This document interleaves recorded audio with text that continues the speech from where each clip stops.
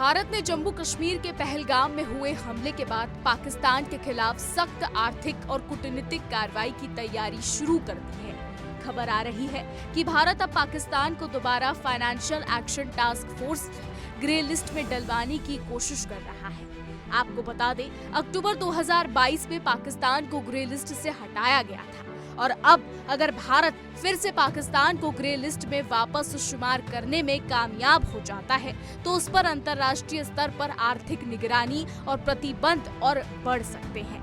इससे उसके लिए विदेशी निवेश और पूंजी प्रवाह पर असर पड़ेगा। चलिए अब सबसे पहले आपको बताते हैं कि आखिर फाइनेंशियल टास्क फोर्स क्या है जिसमें भारत चाहता है कि पाकिस्तान को डाला जाए।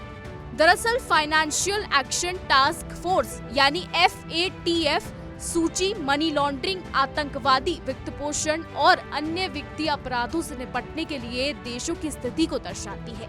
FATF एक अंतर सरकारी निकाय है जो 1979 में स्थापित किया गया था और वैश्विक वित्तीय प्रणाली की सुरक्षा के लिए नीतियां और मानक निर्धारित करता है। फाइनेंशियल एक्शन टास्क फोर्स की को सूचियां हैं ब्लैक लिस्ट और ग्रे लिस्ट। ब्लैक लिस्ट में उन देशों को डाला जाता है जो मनी लॉन्ड्रिंग और आतंकवादी वित्तपोषण को रोकने के लिए FATF के मानकों का बिल्कुल भी पालन नहीं करते।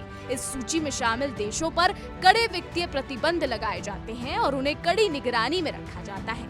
वहीं अगर बात करें ग्रे सूची की तो इसमें वो देश शामिल होते हैं जिनमें मनी लॉन्ड्रिंग और आतंकवादी वित्तपोषण को रोकने में कुछ कमियां हैं, लेकिन वो सुधार के लिए FATF के साथ सहयोग कर रही हैं। इन देशों को अपनी वित्तीय प्रणाली में सुधार करने के लिए समयबद्ध कार्य योजना दी जाती है। आपको बता दें, अगर पाकिस्तान ग्रे सूची में आ जाता है तो इससे उससे बड़ा नुकसान होगा।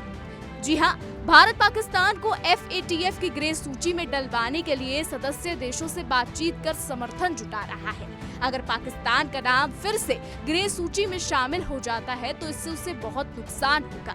इससे पाकिस्तान पर आर्थिक संकट गहराएगा, अंतर्राष्ट्रीय स्तर पर प्रतिष्ठा गिरेगी और वित्तीय लेन देन में कठिनाइयों का सामना करना पड़ेगा। उसे अंतर्राष्ट्रीय मुद्रा कोष, विश्व बैंक, एशियाई विकास बैंक और यूरोपीय संघ जैसे संस्थानों से ऋण लेने में कठिनाई होगी।